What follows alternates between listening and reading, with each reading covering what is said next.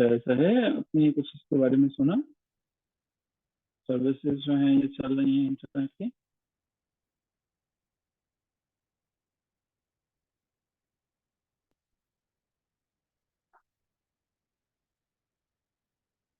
याद रखिएगा, एक कहानी छोटी सी समझने की कोशिश करते हैं। सीएसएस या पीएमएस, जब भी हम सीएसएस या पीएमएस का नाम लेते हैं, हमारे जहन में दो चीजें आ जाती हैं। पहली चीज, ये सीएसएस को लेके आ जाती है पावर। एक ऐसी चीज आ जाती है जिसमें जॉब सिक्योरिटी होगी। कुछ ऐसी चीजें आ जाती हैं शायद जिसमें जिंदगी सारी की सारी संवर जाएगी। कुछ लोगों के ड्रीम्स यानी ख्वाब इसके साथ वाबस्ता हैं। कुछ लोगों के वाबस्ता तवक्कात इसके साथ इतनी वाबस्ता हैं कि वो इसको एक लम्हे के लिए भी बुला नहीं पाता। दिन रात मेहनत करते हैं, लगे रहते हैं। लेकिन एफपीएससी ने आपको चांसेस जो दिए हुए हैं सीएसएस के लिए, वो है सिर्फ तीन। तीन चांसेस हैं। एक ऐसा मुल्क है जिस मुल्क के अंदर एस्पिरेंट्स ठीक ठाक मेहनत करते हैं। एजुकेशनल सिस्टम ऐसा सिस्टम है जिसमें उनको सिर्फ एक ही चीज सिखाई है, और वो है मेमोराइजेशन, यानी रट्टा लगाना, चीजों को याद करना। इन चीजों को रट्टा लगा लगा के स्टूडेंट्स इस काबिल हो चुके होते हैं कि उन्हें सरफेस लेवल का यानी सतही चीजें तो काफी हद तक याद हो जाती हैं, लेकिन सीएसएस की दुनिया में पास नहीं हो पाते।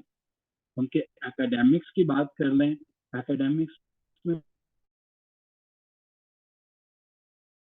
बड़े बड़े स्कोर्स होंगे, गोल्ड मेडलिस्ट हैं, रिजल्ट जीरो हो जाता है। इसका मतलब है कहानी में कहीं जिसमें प्रॉब्लम है। कुछ लोगों के लिए ये सीएसएस का सफर बड़ा ब्रूटल होता है, बड़ा खतरनाक होता है। उन लोगों के लिए कुछ लोग तो ऐसे हैं नाउमीद हो जाते हैं मुल्क से, उसके सिस्टम से। कुछ लोग ऐसे हैं साल हर साल तैयारी करते हैं, 7 years तक इसमें स्पेंड करते हैं। पर कुछ ऐसे लोग भी हैं जो कि पहला ही साल यानी कुछ ही महीने लगाते हैं और सीएसएस की दुनिया को हमेशा के लिए खैराबाद कहते हैं अपनी मर्जी का ग्रुप लेने के बाद। इस सारी की सारी कहानी में कुछ ना कुछ ऐसा जरूर है जो हमें समझना है। क्या वजह है कि 1 साल वाले का सीएसएस बड़ी आसानी से हो जाता है, और क्या वजह है कि 7 साल तक भी लगा रहने वाले क्या सीएसएस नहीं हो सकता? ये सफर ऐसा है जिसमें बहुत सी नई चीजें मिलती हैं। बाजुका जिंदगी में ऐसे लम्हात आते हैं कि डिस्पेरिटी हो जाती है, डिस्पेयर हो जाते हो, बहुत गहरी डीप डिसअपॉइंटमेंट होती है। शायद मैं ये नहीं कर पाऊंगा, कॉन्फिडेंस के पीछे कुछ और वजह है। वो वजह ये है कि हम लोग कभी भी फिगर आउट करने की कोशिश नहीं करते हैं कि आखिर क्या वजह है, मैं क्यों ऐसे लिख नहीं पाता हूँ, मैं क्यों सीरियस कर नहीं पाता हूँ। जहां पे ये सारी बातें सच है, वहां पे ये बात भी सच है कि जब भी हम ऐसे का नाम लेते हैं, बड़े बड़े राइटर्स जो हैं वो एक दफा अपने अब होश गंवा बैठते हैं। ऐसे कहने को एक सब्जेक्ट है, लेकिन सीएसएस का पूरा पेपर है। बल्कि अगर मैं यूं कहूँ कि सारे का सारा सीएसएस ही इंग्लिश ऐसे है तो गलत नहीं होगा। पहला पेपर, पहला डिसीजन, पहला पेपर ही आपको बता देगा कि अगली जर्नी जो है वो कैसे होगी। यही वजह है कि एग्जामिनेशन हॉल में जो सीएसएस में बैठते हैं वो लोग जानते हैं कि पहला पेपर देने के बाद उनको अक्सर चेयर्स यानी कुर्सियां एग्जामिनेशन हॉल में खाली नजर आती हैं। सीएसएस की जर्नी जो है जब लोगों को बताया जाता है तो सबसे बड़ी प्रॉब्लम उनको जो देखने को मिलती है वो है राइटिंग स्किल।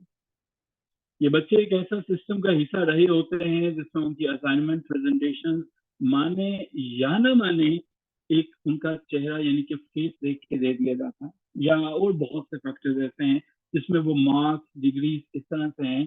मैं बेशतर यूनिवर्सिटी के अंदर पढ़ाने के बाद मुझे ये पता चला कि वीकेंड में जितने भी हम एमफिल प्रोग्राम्स करवा रहे हैं, सबका मकसद सिर्फ डिग्री बांटना या शायद बेचना है।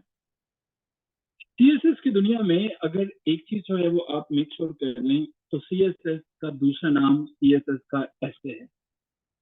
या यूं कह लीजिए कि सीएसएस का दूसरा नाम सीएसएस का ऐसे का पेपर है। वजह ये नहीं कि ऐसे का पेपर कोई बहुत मुश्किल है, वजह ये है कि हमारा सिस्टम हमें एक चीज कभी नहीं सिखा पाता और वो हमारी राइटिंग स्किल्स है। राइटिंग स्किल्स हमें आती हैं।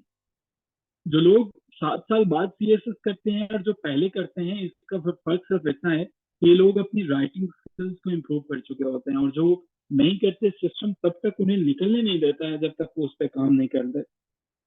आपने अक्सर ब्यूरोक्रेट्स की लिखी हुई राइटिंग देखी होगी फेसबुक पे, ट्विटर पे। उनकी लिखी हुई जो है वो सिर्फ सारी की सारी चीजें जो है वो देखी होंगी, लेकिन क्या होता है कि नॉर्मल लोग जो है वो नहीं कर पाते हैं। कोई गलत इंग्लिश के साथ नहीं लिखता है। जो टॉपर होता है और जो जीरो पे जाता है, दोनों में फर्क सिर्फ उसकी राइटिंग स्किल्स का है। और ऐसे उसी स्किल का नाम है, उसी को पॉलिश करना। मैं ये तो नहीं चाहता कि मैं आप जो है वो 7 साल लगाएं। मैं ये भी नहीं चाहता कि किसी के 2 साल भी लगे इस एग्जाम के अंदर। मैं ये चाहूंगा कि आप सबके सब इसी अटेम्प्ट में 2024 में इसको क्लियर कर दें, पास कर दें। काश जितना आसानी से मैंने कहा ये सफर उतना आसान होता, और काश जिस जो एक्सपीरियंस हमें पहले दिन जिस शिद्दत से ज्वाइन करते हैं, जिस मेहनत के साथ ऐसे को डिटर्मिनेशन के साथ पढ़ते हैं, थ्रू आउट द जर्नी में ऐसे ही पढ़ें तो चीजें कितनी आसान होगी। 7 साल लगाने के बाद मेरे ऐसे स्टूडेंट्स भी हैं जिन्होंने इस जर्नी के अंदर कम से कम 3 साल के अंदर इसको पास कर लिया। अब जो 5 साल वाला है, उसके ऊपर वो हमारे पास आता ही तब है जब उसने 4 साल गुजार लिए होते हैं। कई ऐसे भी हैं जो हमारे पास होते हुए भी दो 3 3 दफा फेल हो जाते हैं। वजह, जब तक इस स्किल को बेहतर नहीं करोगे, राइटिंग नहीं आएगी, तब तक आप जो है आगे नहीं चलोगे। और मैं कभी भी अपने एस्पिरेंट्स को नंबर अवार्ड नहीं करता जब तक उनकी स्किल नहीं बेहतर होती। जो मुझसे वाबस्ता लोग हैं वो जानते हैं कि जब तक उनके पास लिखना आएगा नहीं, वो इससे निकल नहीं सकता। लेकिन मैं ये जरूर चाहूंगा कि आज के लेक्चर में मैं वो चीजें सिखा दूं, मैं आप लोगों को सारी चीजें बता दूं। आमिर, मैंने इसे पढ़ लिया, थैंक यू। मैं ये बता दूं कि आप कैसे निकल सकते हो, मैं ये बता दूं कि ऐसे होता है क्या, मैं बता दूं कि जब तुम्हें टीम पे काम करना है तो कैसे काम करना है। मैं आपको ये बता दूं कि कौन कौन सी बुक्स हैं जो आपको पढ़नी है। मैं आपको ये बता दूं कि कौन कौन से रिसोर्सेज हैं जिनको फॉलो करके आप निकल सकते हो। मैं आपको ये बता दूं कि किस तरह से आप अपने आंसर्स को इफेक्टिवली लिखोगे। मैं आपको ये बता सकूं कि किस तरह से आप अपने एग्जामिनर को कन्विंस कर सकोगे कि आपको पास होना है। अगले शायद हमारे कुछ जिंदगी के जो मिनट्स हैं वो हमें हमारी जिंदगी को बदलने में मदद दें। शायद अगले कुछ आधे घंटे के करीब 25 30 मिनट अगर हम चीजों को समझ सकें, तो आने वाले साल के इसी दिन में हम किसी ऑफिस में बैठे ब्यूरोक्रेसी के मजा ले रहे हैं। चलिए देखते हैं कि आगे क्या है, चीजों को समझने की कोशिश करते हैं। जब मैंने सीएसएस या पीएमएस की बात की तो मैंने साथ ही राइटिंग स्किल्स को मेंशन किया। मेरा मानना है, मेरा बिलीव है, बल्कि यूं कह लीजिए कि अगर हम ये कहें कि मेरा ईमान है इस चीज के ऊपर कि दो पर्सपेक्टिव दुनिया में पाए जाते हैं।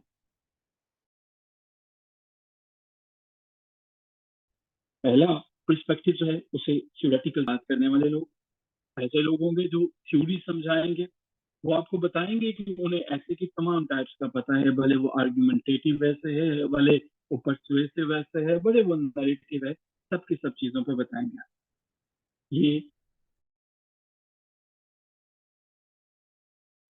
पहले पर्सपेक्टिव वाले लोग हैं जिनको है ऐसे के अंदर क्या है, ऐसे के बाहर क्या है, थीसिस स्टेटमेंट क्या होती है, पहली लाइन क्या है, दूसरी के अंदर क्या होता है, सब चीजें उसको कैसे ज्वाइन करना है, शुरू से लेकर एंड तक चीजें बता देंगे।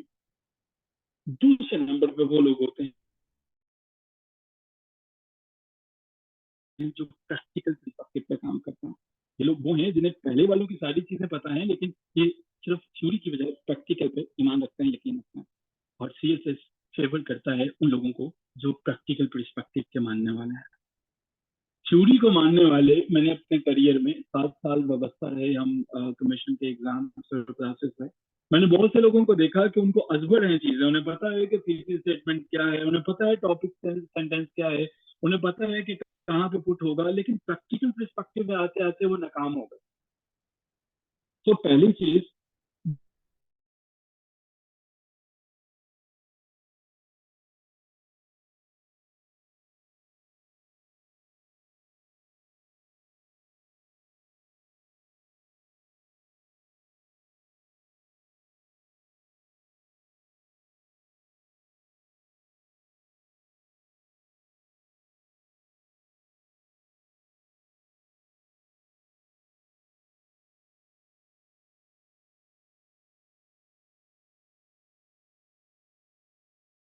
प्रॉब्लम का सामना करना पड़ा, जो कि दोबारा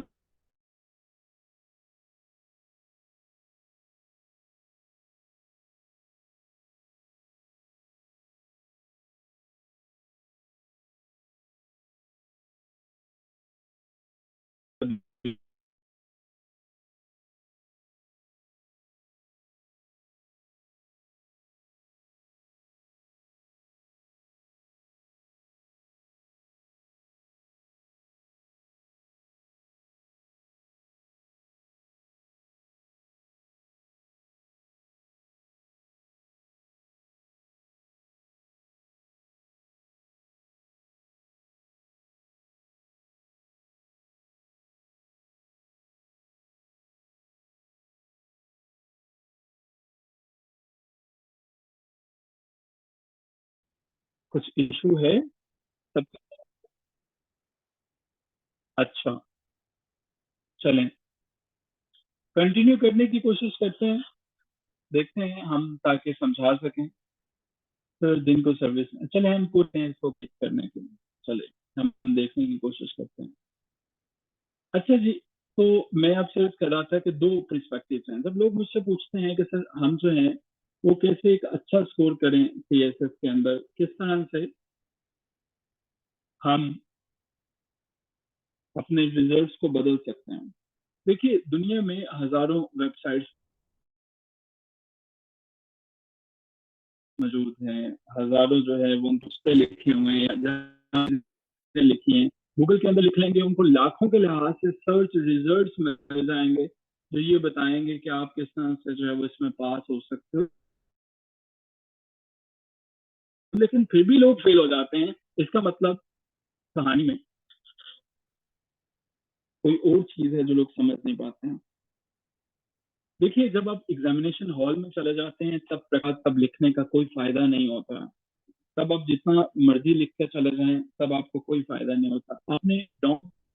आपने कोई भी न्यूज़पेपर देखा, आपने द नेशन को पढ़ा, आपने ट्रिब्यून को पढ़ा, सारी की सारी एक ही बात बताएंगे।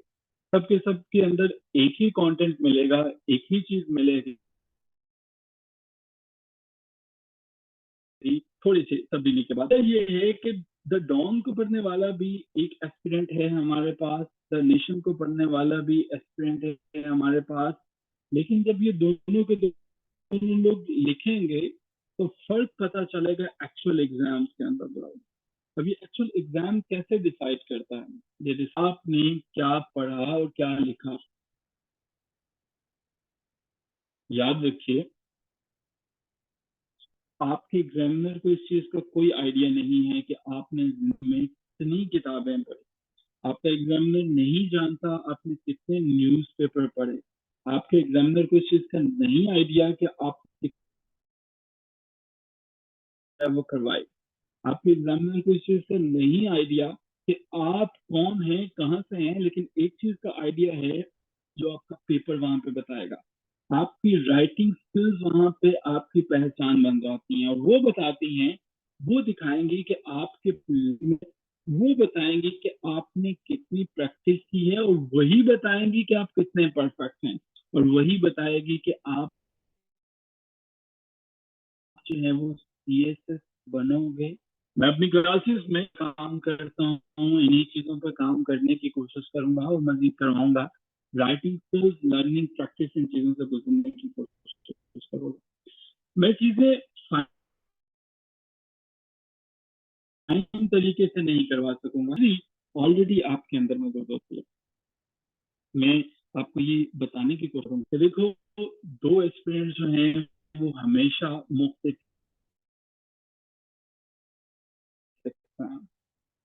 अपनी अमिडेंट एक जैसे आइडियाज, एक जैसे ख्यालात को एक ही किताब से पकड़ते हैं। वही जो है सारे के सारे दो इंसान सेम नहीं हो सकते हैं, ना ही उनके लिखने का तरीकाकार सेम हो सकता है, ना उनका ऐसे सेम हो सकता है। लेकिन जब आप लोग जो है वो एक जैसी कॉपी आइडेंटिकल चीजों को प्रोड्यूस करते हो, एक जैसे एग्जाम्पल्स अपने एग्जाम्स में देते हो, एक जैसा ऐसे लिखते हो, हूबहू उसी को कॉपी पेस्ट कर देते हो, आपका एग्जामिनर आपको कभी अच्छे मार्क्स नहीं देता और शायद कभी आपको पास भी नहीं करता। मैं इस चीज को डिटेस्ट करूंगा, मैं इस चीज से डिजिस्ट करूंगा, आपको मना करूंगा कि कभी भी कथन कोई भी रेडीमेड ऐसे की तरफ ना जाइएगा। और अगर आप ये बहुत गलत है अगर कोई समझता है कि वो ऐसे को एक किताब पढ़ने से पास कर देगा, तो बहुत बड़ी गलती है अगर किसी को लगता है कि ऐसे जो है वो सिर्फ एक थ्योरी का नाम है। वो धोखे में है जो ये समझता है कि मैं ऐसे, अगर आपको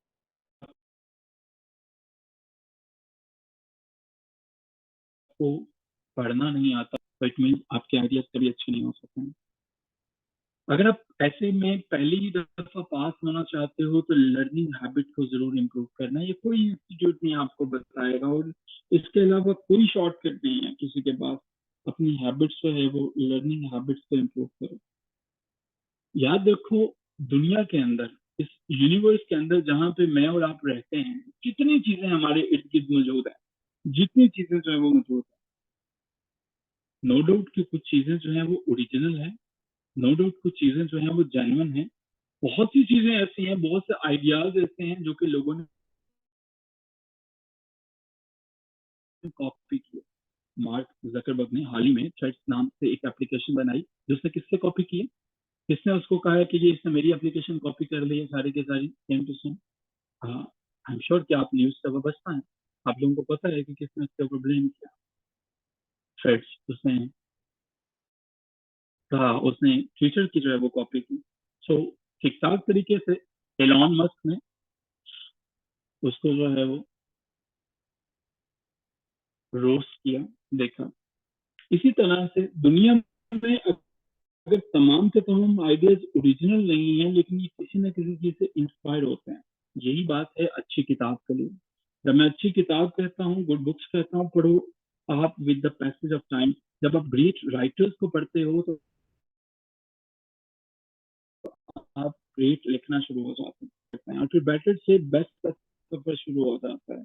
और फिर अल्टीमेटली आप एक ऐसे पर्सन बन जाते हो जिसके पास रेफरेंसेस होते हैं, कहने को करने को बहुत सी चीजें होती हैं, और ये वो पर्सन होता है जो सीएसएस की दुनिया में कभी नाकाम नहीं होता। अब ऐसे पर्सन कैसे बन सकोगे? ये तो एक लंबा सफर है। सफर कभी लंबा नहीं होता। हमारे सब्जेक्ट का नाम है ऐसे राइटिंग। ऐसे राइटिंग, ऐसे रीडिंग नहीं है, ऐसे राइटिंग। अगर आप टाइटल पे गौर करोगे, जिस किताब जिस सब्जेक्ट का नाम ही हमारे पास ऐसे राइटिंग है, हमें लिखना आना चाहिए। ये तमहीद बांधने का मकसद ये था, समझाने का मकसद ये था कि बुक रीडिंग के बगैर आप आगे नहीं बढ़ सकते। ऐसे राइटिंग, ऐसे राइटिंग कहने को तो इसके वही नंबर हैं जो बाकी पेपर्स के नंबर हैं। अगर मैं बात कर लूँ तो वही नंबर इस्लामिक स्टडीज के हैं, और वही नंबर हमारे पास ऐसे राइटिंग के हैं। लेकिन ऐसे राइटिंग जो है वो उतना से मार्क्स कभी नहीं देता जैसे बाकी सब्जेक्ट कहते हैं।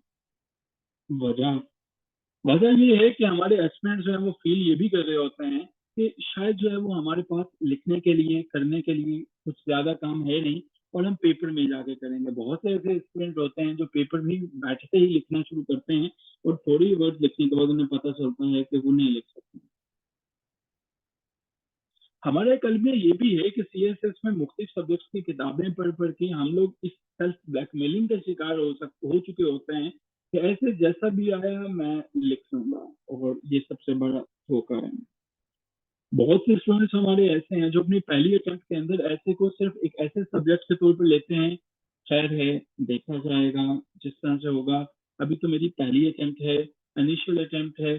पहली अटेम्प्ट में मैं सिर्फ इस चीज को देखूंगा कि वो होता कैसा है। वो अपने ऐसे के पेपर के लिए कोई टाइम जो है वो एलोकेट नहीं करते, नतीजा सिफर निकलता है। अगर आप ऐसे के पेपर में पास होना चाहते हो, मेरी कुछ सजेशन, कुछ पीसेस ऑफ एडवाइस, मैंने कहा था कि अगले 25 से 30 मिनट आपकी जिंदगी को बदल देंगे। और कुछ ऐसा है,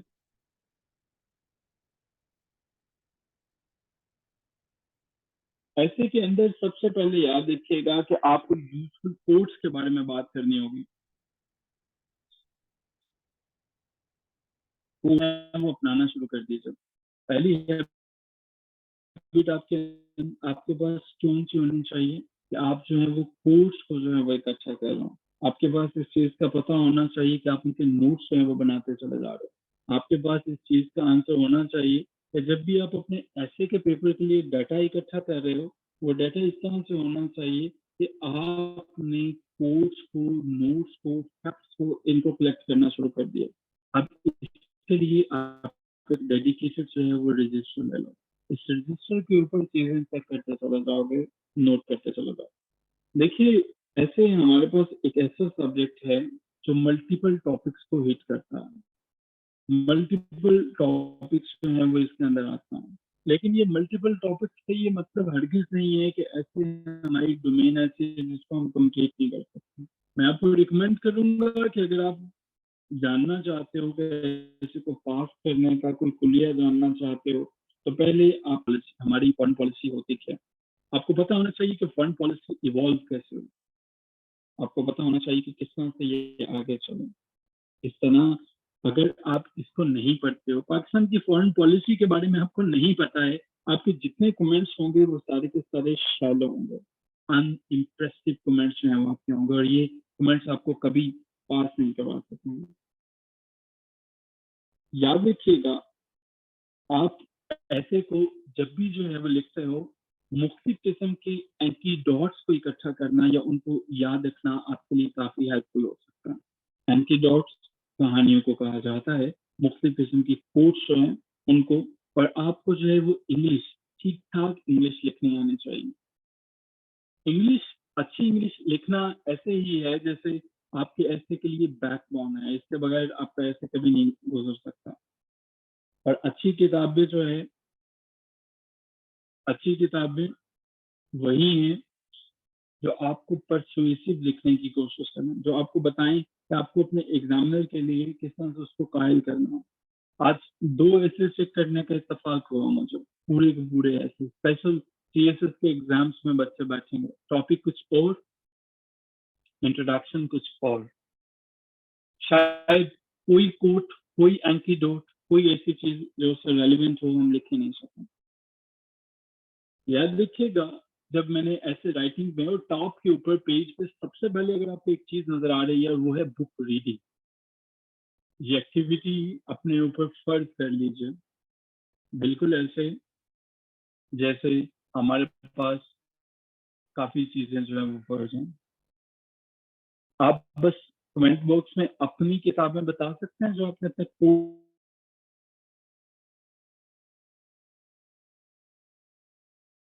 के अलावा आज तक जिंदगी जो है, आप बता सकते हैं कितनी किताबें पढ़ी हैं। जिसे नहीं पढ़ी इसमें शर्माने वाली कोई बात नहीं है, वो नो लिख सकता है, यस नो आप बता सकते हैं। आपने अभी तक कितनी किताबें पढ़ी इंग्लिश, इंग्लिश बुक्स, कोर्स के अलावा? लिटरेचर वाली नहीं, उसके अलावा बहुत। याद रखिएगा एक चीज, नहीं मैंने कहीं जरा ये ऑडियो ज्वाइन कर लें, इन्होंने पर्सनल में मुझे भेजा है कि आवाज नहीं आ रही। अपनी एक हैबिट डेवलप कर लीजिए। आगाज में मैंने आपसे एक बात कही कि कुछ लोग ऐसे हैं जिन्होंने 7 साल में सीएसएस को पास किया, 7 साल में जब सीएसएस को पास किया। मैंने उसके बाद ये भी कहा कि कुछ लोग ऐसे हैं जिन्होंने 1 साल में सीएसएस को पास किया। इससे पहले आप जितनी किताबें पढ़ते रहे मैं उसकी रिस्पेक्ट करता हूँ, मैं उन किताबों के लिए ड्यू रिस्पेक्ट वो सलाखों पे। लेकिन आज के बाद किताबें वही पढ़िएगा अगर आप सीएसएस की जर्नी में हैं। खास किस्म की प्रॉब्लम्स के लिए खास किस्म की मेडिसिन, खास किस्म का ट्रीटमेंट, खास किस्म के तरीकेकार, खास किस्म के स्टेप एक्सरसाइजेस होते हैं। मैं ये नहीं कहता कि आप नॉन फिक्शन को नहीं पढ़ो, नॉन फिक्शन जो है वो आप नहीं पढ़ो। देखो, नॉन फिक्शन जब आप पढ़ते हो, मैं रिकमेंड करूंगा कि आप नॉन फिक्शन को पढ़ो। आप जो है वो बर्टन रसल्स के जो है वो एसेस कर सकते हो, popular essays of Bertrand Russell's देख सकते हो। ये आपकी थॉट को मैच्योर करता है। हम लोगों ने अक्सर देखा कि जब मैं मैच्योर थॉट की बात करता हूँ, कुछ लोग सर पकड़ के बैठ जाते हैं कि मैच्योर थॉट किस बला का नाम है। मैच्योर थॉट को अगर मैं मैच्योर थॉट प्रोसेस कह लूँ तो ये गलत नहीं होगा।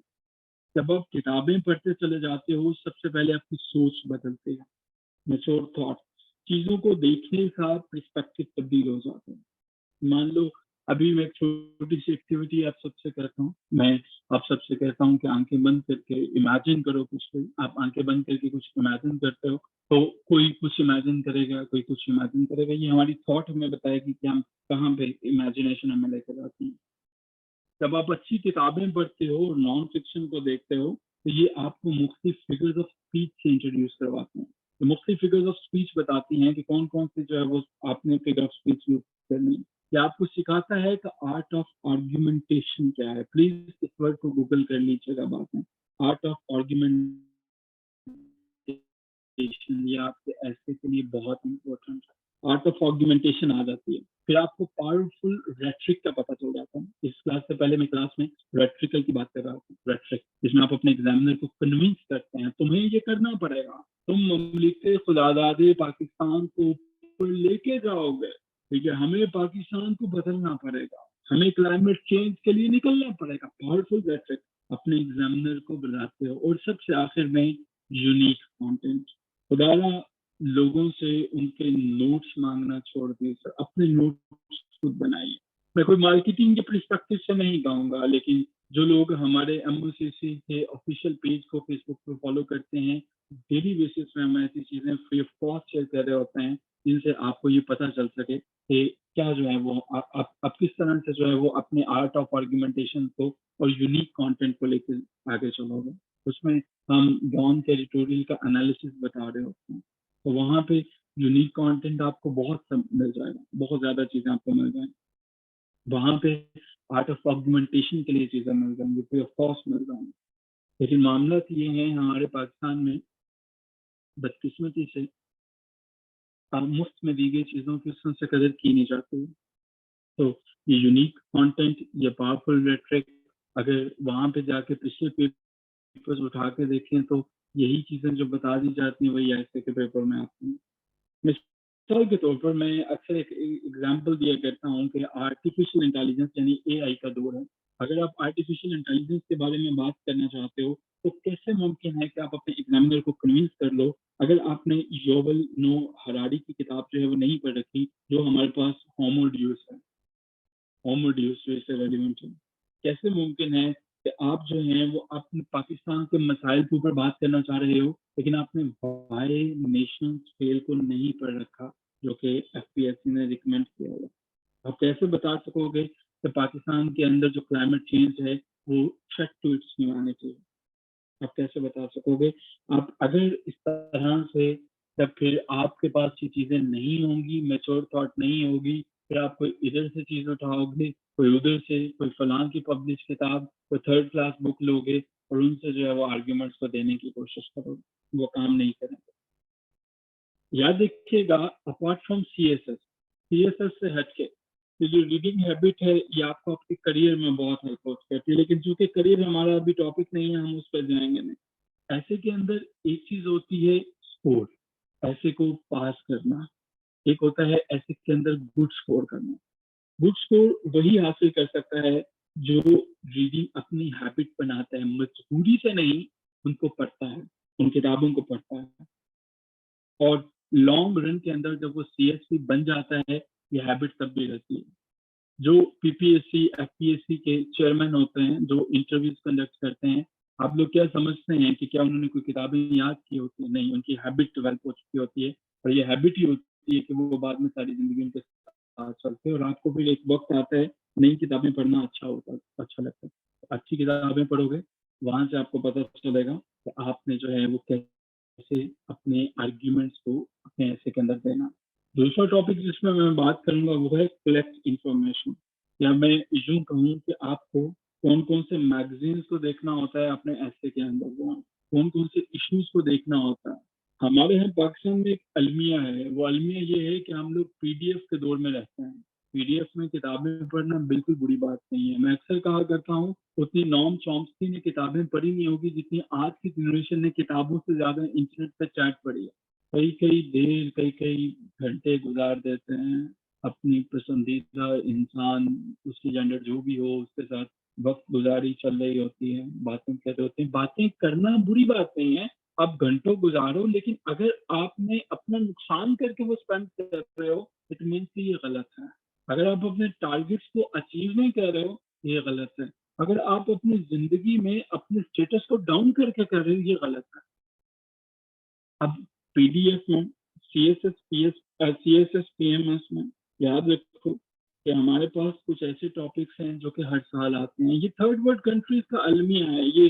जिस तरह से हमारे पास डिजास्टर्स हर साल आ जाते हैं, भले वो बिपरजॉय की सूरत में हो, भले वो हमारे पास अर्थक्वेक की सूरत में हो, भले वो हर साल आने वाले फ्लड्स हो। कभी देखा है हमारे साथ ये अलमिया क्यों होते हैं? जल्जलों को निकाल दीजिए जो कि प्योरली अल्लाह ताला की तरफ से हमारे पास है। ये फ्लड, ये सारी की सारी चीजें तो हमारी अपनी मिसमैनेजमेंट का नतीजा है। क्यों हमारे पास फ्लड आते हैं? क्यों हम दुनिया के सामने कशकोल लेके रोना रोते हैं कि क्लाइमेट चेंज में हमें सपोर्ट करो? हम क्यों नहीं आंखें दिखा के कहते हैं हम सुपर पावर हैं, हम कर नहीं सकते हैं? क्यों beggars can not be chooser पे वो ऐसे आपको देता है? क्यों वो ऐसा समझता है? इन चीजों पे आप बात कर सकते हैं जब आपके पास इल्म होता है, नॉलेज होता है। हम कभी भी टीटीपी से आगे या थर्ड वर्ल्ड कंट्रीज कभी भी दहशतगर्दी से आगे नहीं निकल सकते हैं। हमें इन टॉपिक्स को देखना है। और हम टेररिज्म पे कैसे बात कर सकते हैं अगर मैंने जो है वो पाकिस्तान हार्ड कंट्री जो है वो नहीं पढ़ रखी, जो कि एंटोन लाइवन की किताब है। मैं कैसे जो है वो पाकिस्तान के अंदर टीटीपी के ऊपर बात कर सकता हूँ अगर मैंने बर्निंग द अनगवर्नेबल नहीं पढ़ रखी? हम कैसे जो है वो इन टॉपिक्स के ऊपर बात करेंगे? हम कैसे जो है वो बात कर सकते हैं अगर हमने Pakistan beyond the crisis state को नहीं पढ़ रखा? हम कैसे पाकिस्तान के इश्यूज के ऊपर बात करेंगे अगर हमने अकबर जैदी की किताबों को नहीं पढ़ रखा, जो कि एफपीएससी ने रिकमेंड की हुई है? हम कैसे आगे चलेंगे अगर हमने हामिद खान की जो है वो किताबों को नहीं देखा, जो कि एफपीएससी ने रिकमेंड की है? मैं मानता हूँ कि टाइम की कमी होती है, लेकिन एक एक चैप्टर, दो दो चैप्टर पढ़ने में तो अर्थ नहीं है। अगर आप अपने टॉपिक्स के मुताबिक इनका मटेरियल लोगे, ये वो वाले लोग हैं जिन्होंने अपनी जिंदगियां सर्च की हैं ब्यूरोक्रेसी में, इनका इलम जो है वो आपके पास होता है। अब आपके लिए जरूरी है कि आप लोग जितनी भी इकोनॉमी है उसको देख सको, पाकिस्तान की जितने मसाइल हैं, कितना कितना कर्जा है। हमारा आपके लिए इम्पोर्टेंट है जितने सर्वेज होते हैं उनकी रिपोर्ट्स को देख सको। ये मुश्किल काम नहीं है, हाँ थोड़ा लेंथी जरूर है। आपके पास लेटेस्ट जो है वो स्टैटिस्टिक्स जो है वो होना चाहिए, जो डाटा है वो होना चाहिए, आपको पता होना चाहिए। और ये सब की सब चीजें आपने सेपरेटली नोटबुक के अंदर लिखी हैं। आप इनके लिए जो है वो नोटबुक बनाते चले जाओ। और हर संडे को जब आपके साथी जो हैं या आपके दोस्त जो हैं वो कोई पार्टी सेलिब्रेट करें तो प्लीज आप इन किताबों को रिवाइज करें। हम अपनी क्लासेस में एक एक्टिविटी किया करते हैं, हम अपने स्टूडेंट्स को डेली जो है वो 10 वोकैबुलरी के वर्ड जो है वो याद करवाते हैं। 10 से 12 वर्ड जो है, और ये वर्ड ऐसे कहानी की फॉर्म में होते हैं कि 98% स्टूडेंट्स को वहीं पे याद हो जाते हैं। इसका मतलब है आपका माइंड कुछ भी कर सकता है अगर उसे करवाया जाए। तो ये आप सारी की सारी चीजें वो हैं जो आपको ऐसे में हेल्प आउट करती हैं। मैं अक्सर बात करता हूँ, मैं अभी भी थोड़ी सी बात करूंगा और फिर मैं आगे चलूंगा कि जब हमने ये बात कहते हैं कि न्यूज़पेपर को पढ़ा करें, कुछ लोग न्यूज़पेपर को लेके घंटों बैठ जाते हैं, घंटों बैठ जाते हैं। ठीक है, मैं मानता हूँ कि न्यूज़पेपर दो तरीकों से, दो तरह से आपकी हेल्प आउट करता है। पहले नंबर पे आपकी लैंग्वेज जो है वो बेहतर होती है, दूसरे नंबर पे आपकी वोकैबुलरी जो है वो बेहतर होती है। मेरी नजर से फेसबुक पे, मैं भी पाकिस्तान में रहता हूँ, कुछ ऐसे आर्टिकल्स भी गुजरे हैं जिसमें उन्होंने उनका तर्जमा उर्दू में किया हुआ है। वो तो आपने मीनिंग उसका सारे का सारा, जब आपने ट्रांसलेशन ट्रांसलेटेड पैसेजेस को पढ़ा तब तो आपने उसका मीनिंग खत्म कर दिया। न्यूज़पेपर आपकी वोकैबुलरी को इम्प्रूव करते हैं, लेकिन उसका हरगिज मतलब ये नहीं है कि ये एक दिन के अंदर जो है वो सिंगल डे का रिजल्ट। ओवर टाइम पाकिस्तान के अंदर अगर आप सिर्फ जो है वो द डॉन को देख रहे हो, मोर देन इनफ।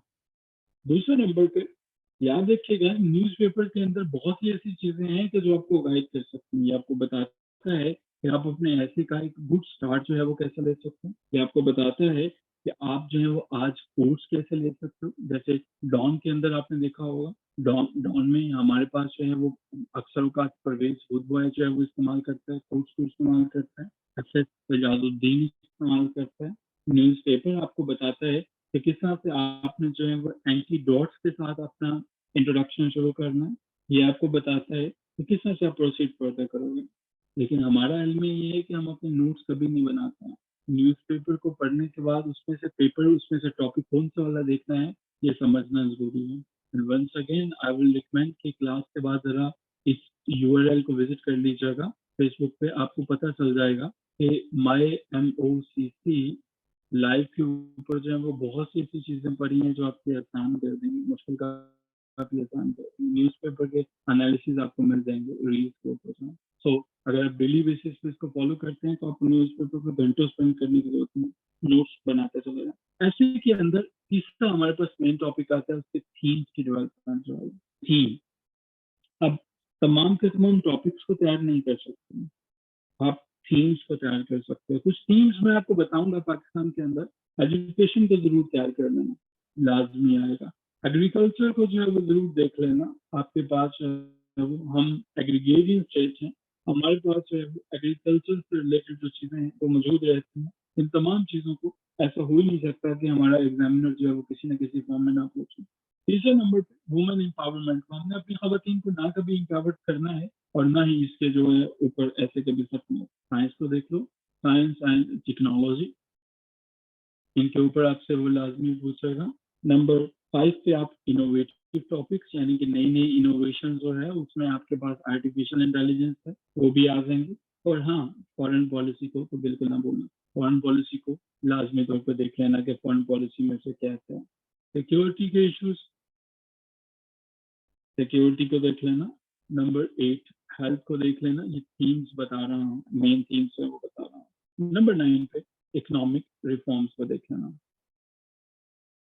अगर आप इन थीम्स को तैयार कर लेते हो, सवाल ही नहीं पैदा होता कि आप अपना ऐसे फेल कर लो, आप अपना ऐसे फेल कर लो।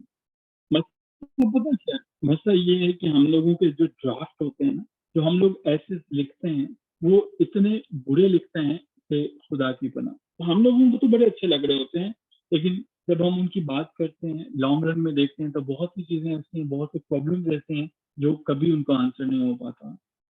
और उन्हीं में से एक चीज ये है कि हमारी प्रैक्टिस ना करना।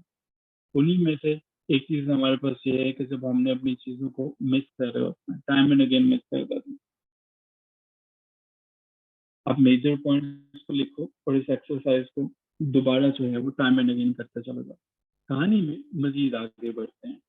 आगे बढ़ने से पहले मैं आपको ये बता दूं कि जब आप लिखते नहीं, राइटिंग प्रैक्टिस नहीं करते हो, राइटिंग प्रैक्टिस जो है वो नहीं होती है, ठीक है, तो उसमें बहुत सा प्रॉब्लम होता है।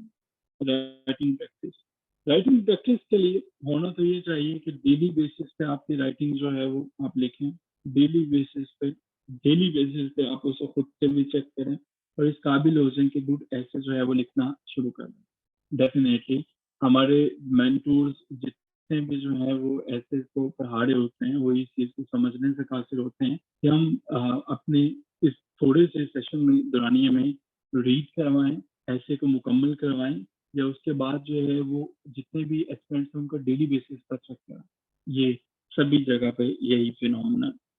इस चीज का हल ये है कि आप अपनी प्रैक्टिस को खुद देखें, या कोई भी ऐसा इंस्टीट्यूट जो सिर्फ राइटिंग प्रैक्टिस को ऑफर करते हैं आप उसे भी ज्वाइन कर सकते हैं। द थिंग इज दैट आपकी प्रैक्टिस होनी चाहिए। आप ऐसे राइटिंग है ना कि ऐसे आपको रीडिंग का, तो जितना हो सके ऐसे इसको लिखिए, इसके पैराग्राफ को लिखने की कोशिश करें कि उन्हें आप चाहे वो लिखकर चले जाएं। अब जब आपके ऊपर आपके पास एक हैबिट डेवलप हो जाएगी, जब आप लिखना शुरू करो। मैं एक ऐसे स्टूडेंट को जानता हूँ जिन्होंने जब आज से 8 दिन पहले जो है वो लिखना शुरू किया, तो उनका ऐसे जो है वो ठीक ठाक लॉफेबल था। ठीक है, 8 डेज जो है वो अगो वो एक लॉफेबल ऐसे था। 1 मिनट लीजिएगा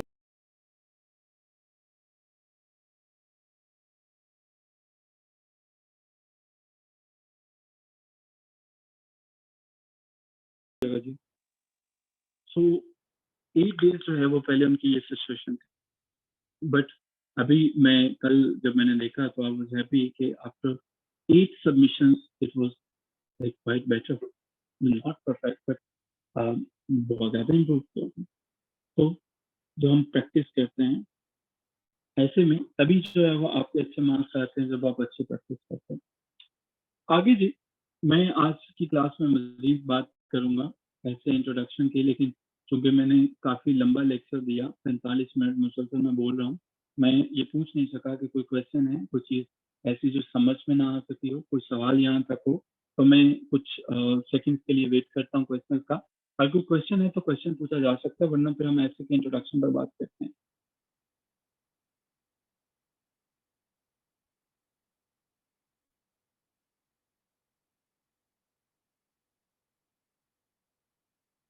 अगर नो क्वेश्चन है तो नो क्वेश्चन टाइप कर दीजिए ताकि मैं आगे बढ़ सकूँ। If everything is clear till now, तो प्लीज नो क्वेश्चन लिख दीजिए ताकि मैं आगे बढ़ सकूँ।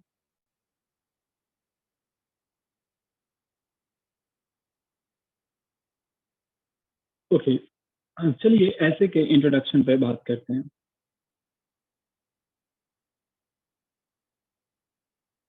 हाउ टू रीड डॉन, आपने ना बस डेली बेसिस से इसको फॉलो कर लीजिएगा। इसमें सारी की सारी चीजें मैंने बताई हुई हैं कि पढ़ना क्या है, ठीक है, देखना क्या है, बस इसको फॉलो कर लीजिएगा, ये आपको आंसर दे देगा। ठीक है। अच्छा जी, मैंने एक मूवी देखी, उस मूवी का नाम शाशंक रिडेम्पशन था। आप भी देख लीजिएगा, अच्छी है। इस मूवी को मैंने देखा। इस मूवी का जो सबसे पहले, जैसे ये मूवी ओपन होती है, या बल्कि और आसान जो आप सबने देखी होगी, मार्वल स्टूडियोज की मूवी तो देखी होंगी। मार्वल स्टूडियोज को किस किस ने देखा हुआ है? मार्वल स्टूडियोज की सभी ने देखी होगी। मार्वल स्टूडियोज बड़े फेमस है, ठीक है, बड़ी मूवीज ये बनाते हैं मार्वल स्टूडियोज वाले। आई एम श्योर कि बहुत से लोगों ने मार्वल स्टूडियोज को देखा होगा। ठीक है, मार्वल स्टूडियोज की जो है वो मूवीज होती हैं। ठीक है, तो नहीं देखा हुआ, चले फिर अगर आपने नहीं देखा तो फिर मैं अपने वाली एग्जाम्पल वापस लेता हूँ। शायद रिडम्पशन जो है वो मुझे अच्छी लगती है, तो मैं इसी की बात करूंगा। शायद रिडम्पशन में जैसे ही सीन ओपन होता है, मैं अपना लैपटॉप ठीक कर रहा था, मैंने कहा चलो आज मूवी देखता हूँ, लेकिन चार्जिंग इसकी मैंने प्लग करनी थी। मैं लम्हे भर के लिए भूल गया कि मैंने लैपटॉप को चार्ज भी करना है। तो क्या था, मुझे उसने मेरी अटेंशन को इंगेज कर लिया। ठीक है, इंगेज कर लिया। मैं जो है वो वहां पे हुक्ड हो गया। मैं लैपटॉप को चार्जिंग पे लगाना भूल गया और मैं मूवी की तरफ देख रहा हूँ कि कैसे इस बंदे को उसने जो है वो उम्र कैद की सजा दी। हुआ क्या यार, इसको उम्र कैद की सजा क्यों मिले? वो उस मूवी ने मुझे इतना इनग्रॉस कर लिया, इतना इनग्रॉस कर लिया कि मैं वहां से निकल नहीं सका। उसके ओपनिंग शो जो सीन था, जो ओपनिंग शॉट था। अब मेरा एक क्वेश्चन है आपसे, ये से नो में आंसर दीजिएगा। क्या ओपनिंग सीन में मुझे सारी की सारी कहानी समझ में आ गई थी? ओपनिंग सीन में मुझे सारी की सारी स्टोरी समझ में आ गई थी देखते हैं कि जो है वो क्या होने जा रहा है? ओपनिंग सीन जैसे ही मैंने देखा कि मुझे पता चल गया? नहीं, द आंसर इज नो। लेकिन फिर भी कुछ ऐसा था कि मैं हुक हो गया। कुछ ऐसा था, मेरी अटेंशन जो है वो वहां पे चले गई और मैं वहां से निकल नहीं सका। अब ऐसा क्या था, ये हमारे पास ये जो सीन था, वो उसने मूवी के डायरेक्टर ने इतना इम्पोर्टेंट बनाया हुआ था, इतना अहम बनाया हुआ था कि जिस तरह से मैं वो अटेंशन को ग्रैब करे और ये बता सके कि ये एक ऐसी फिल्म है जिसको मैं नहीं छोड़ूंगा। जरा मुझे एक एग्जांपल, अब ऐसी मूवी जिसके शुरू में मुझे हुक कर लिया, क्या सवाल ये पैदा होता है कि वो अगले 3 घंटे की मूवी को मैं नहीं देखना चाहूंगा, या ऐसा होगा कि उसको मैं आधा घंटा देख के छोड़ दूंगा? चांसेस हैं कि मैं उसे थोड़ी सी देर मजीद देखूंगा और छोड़ दूंगा? The answer is no. ज्यादातर यही होगा कि हम उसे नहीं छोड़ेंगे। इसका मतलब ये है कि आपका इंट्रोडक्शन ऐसा होना चाहिए तो उसमें आप एक बंदे को हुक करोगे और वो आपका एग्जामिनर है। मान लो कि जिस तरह से एक मूवी का ओपनिंग सीन होता है, ओपनिंग सीन होता है, उसी तरह से हमारे पास जो है वो ऐसे का एक इंट्रोडक्शन है।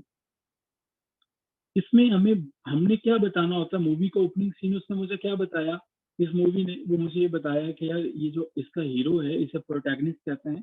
हीरो जो है, इसको जेल हो जाएगी, वो प्रिजन में चला जाएगा और वो वहां पे सारी जिंदगी रहेगा। कुछ ऐसा ही करना होता है आपने, ऐसे ही है। पर हुक मीन्स किसी जगह पे रहना, इज इट नहीं यार। हुक का मतलब ना, हुक वो वाली होती है जो मछली पकड़ने के लिए कभी माजी में इस्तेमाल किया करते थे, कुछ ऐसी होती है। ठीक है, मछली आती है, वो इसको हुक को जो है लेती है। यार ये हुक नहीं होती, कुर्बानी वाले बकरों को हुक के ऊपर लगा देते हैं, you know, in the days of sacrifice. ठीक है, अगर नहीं हुक है तो आमिर साहब तस्वीर एक भेज दें हुक की, अगर अब्दुल रहमान साहब को हुक पता चल जाए। हुक होता है किसी चीज को पकड़ लेना, काबू कर लेना। अच्छा, वो जो हुक होती है जिसमें से वो प्रिजन था, ऐसे का इंट्रोडक्शन भी किसी मूवी के सीन की तरह का होना चाहिए। मतलब ऐसा नहीं है आप उसमें कह दो कि पॉवर्टी छलांग लगा के आ रही है, ये दिस एंड दैट। इसका मतलब ये है कि वो ऐसे के मूवी के पहले सीन ने मुझे बताया कि कुछ होने जा रहा है। ऐसे का इंट्रोडक्शन भी ये बताएगा कि something is in the pipeline, कुछ होने जा रहा है। वो क्या होने जा रहा है? जो सारे के सारे ऐसे के अंदर बात होगी, वो उसको मुख्तसर तौर पर हमने बता दिया। हमने अपने इंट्रोडक्शन में ये चीज याद रखनी है कि अर्जेंसी का एलिमेंट रहना चाहिए, क्यूरियोसिटी का एलिमेंट रहना चाहिए। हमारा जो पढ़ने वाला है उसको अर्जेंसी और क्यूरियस है, वो कैप्टिवेट होना चाहिए कि आगे क्या होने जा रहा है। वो आपकी रीडिंग को पढ़ते हुए इंजॉय करे, ना कि वो बोर हो जाए। और आपका ऐसे जो है वो सप्लेंडेड वे के अंदर जो है वो चलना चाहिए। तो मुझे नजर नहीं आ रहा है, एक सेकंड दे जरा। हाँ, अब ठीक है। वो जो है वो सप्लेंडेड वे के अंदर जो है वो मूव करना चाहिए। अब सप्लेंडेड वे के अंदर क्या मतलब हुआ? सप्लेंडेड वे के अंदर मतलब ये हुआ कि इतना शानदार तरीके से जो है वो लिखा हो। ठीक है, इतना शानदार तरीके से जो है वो लिखा हो। हाँ, ये आमिर साहब ने हुक्स के मुख्तलिफ टाइप्स भी बता दी हैं कि हुक्स कितनी तरह की होती हैं। अब तीन चीजें जो है वो मैं बड़े हरूफ में लिखूंगा। प्लीज इसको हमेशा के लिए दिलो दिमाग पे वैसे ही नक्श कर लीजिएगा जैसे आप बाकी चीजें। पहली चीज क्या होनी चाहिए जी ऐसे के अंदर? ऐसे में पहली चीज ये होनी चाहिए कि रीडर का इंटरेस्ट जो है वो ये कैच कर लो। आपका जो पढ़ने वाला रीडर है उसका इंटरेस्ट से कैच करना, इंटरेस्ट कहीं ना कहीं। दूसरे नंबर पे ये रेलिवेंट होनी चाहिए, रेलिवेंट टू द क्वेश्चन जो उसने पूछा है, उससे रेलिवेंट होना चाहिए। इरेलीवेंट बातें आप नहीं करोगे। टॉपिक कुछ और आप लिखते कुछ। और इट मस्ट बी कंसाइज। ऐसा नहीं होना चाहिए कि इंट्रोडक्शन को 2-4 पेजेस का लिख दिया। सीएसएस पीएमएस के ऐसे में 25 से 30 पैराग्राफ होते हैं। सीएसएस में कितने होते हैं? 25 से 30। और पीएमएस में कितने होते हैं? 15 से 20। ठीक है, इस रेशियो से जो कम लिखेगा नाकाम हो जाएगा, जो यहाँ तक लिखेगा फाइन। अब सवाल ये पैदा होता है सर कि ये चीजें मैंने बता तो दी अधूरे वाला, लेकिन ये कैसे मुमकिन है कि हम इनको जो है वो अवेल करें, हम अटेंशन भी, इंटरेस्ट भी करें, रेलिवेंट भी रहें, कंसाइज भी रहें। इन तमाम चीजों को समझना जरूरी है। देखो, एक आम सी बात है। अब मेरी बात चलो बोर्ड से सुनो। आज सुबह जैसे ही मैं अपने घर से निकला, मुझे पता था कि आज छुट्टी है। मैं अपने फार्म हाउस की तरफ जा रहा था।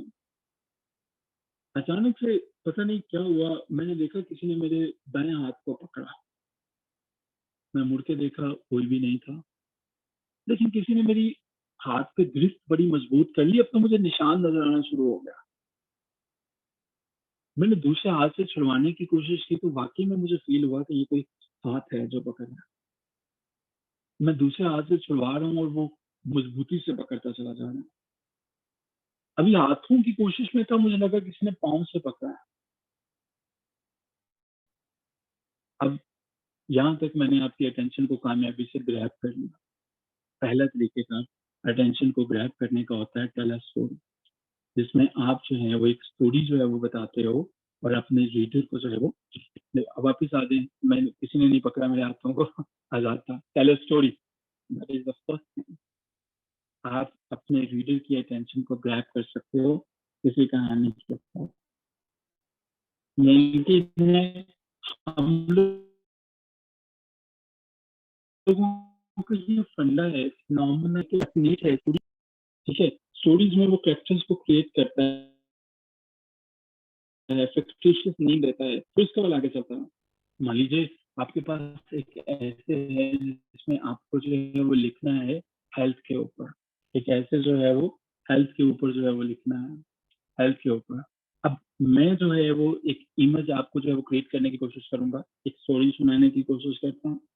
मैं बताता हूँ कि फॉर एग्जाम्पल जो है वो Nida is a poor woman living with her children in a poor plan village. मुझे हेल्थ के ऊपर जो है वो बात करना है। ठीक है, तो उसे निगलेक्ट किया जाता है। अब मैं यहाँ से बात करते करते जो है वो रिलेट कर दूंगा हेल्थ के साथ, कि मैं बताऊंगा कि one day she felt pain in her shoulder, later on the cancer was diagnosed. ठीक है, डायग्नोसिस में कैंसर आया, तो overall this is the problem of the whole health system. Relate कर सकते हैं। मान लीजिए मुझे एक ऐसा लिखना है, चले लिखने की कोशिश करते हैं। मैं मेरे पास टाइटल है जी हमारे पास, cyberspace is the new battlefield. ये हमारे पास है, साइबर स्पेस है। अच्छा, माइनर माइनर सी टाइपिंग मिस्टेक्स होंगे, प्लीज उन्हें जरा इग्नोर कर दीजिए। अब मैंने स्टोरी बतानी है। It was a fine winter morning in 2050। ठीक है, as commuters travel to work, the metro rail crashes to a grinding halt.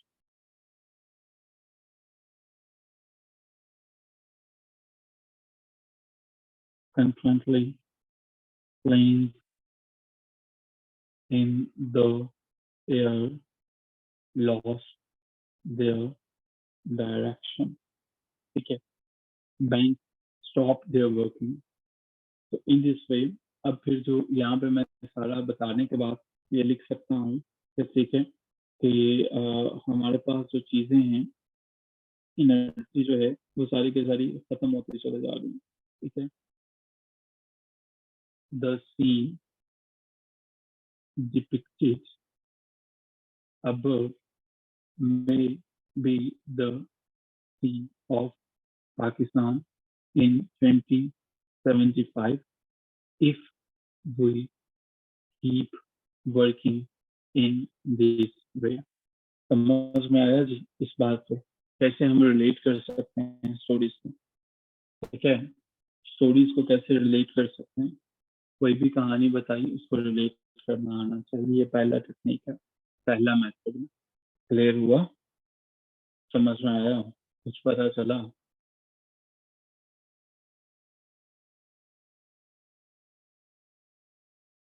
हम यहाँ पे स्टॉप करेंगे। जो हमारे स्टूडेंट्स हैं वो CSS 2023 का जो है वो पेपर लेंगे। 2023 का पेपर आप उठाने के बाद उसमें ये करेंगे, कोई सा एक टॉपिक जो है वो उठाएंगे, उस एक टॉपिक को एक स्टोरी के साथ जो है वो रिलेट करने की कोशिश करेंगे। प्लस आप लोग जो है वो एक काम और करेंगे, और वो ये काम ये करेंगे तो आपने बताई हैं, इन थीम्स को अपने पास नोट कर लेना। जो भी आर्टिकल ऑफ द डे बताया जाता है उसमें से जो भी फैक्ट्स एंड फिगर्स हैं वो इसकी हेडिंग के नीचे आपने लिखकर चले जाना। प्लस तीसरे नंबर पे मैगजीन के ऊपर जब मैंने बात की, जो आप लोगों ने सिर्फ 2 मैगजीन्स पढ़ने हैं, एक हमारे पास द इकोनॉमिस्ट है और दूसरा हमारे पास फॉरेन पॉलिसी है। इन दोनों को परचेज करने के जो है वो फीस होती है, लेकिन आपके लिए फ्री ऑफ कॉस्ट है, आप इनको डाउनलोड करके पढ़ सकते हैं। That is something for today. हम यहीं पे स्टॉप लेंगे। ऐसे क्या है, आई एम श्योर कि यहाँ तक तमाम चीजें मुकम्मल हो गई हैं। कोई सवाल समझना बाकी है पूछ सकते हैं, otherwise that's all from my side.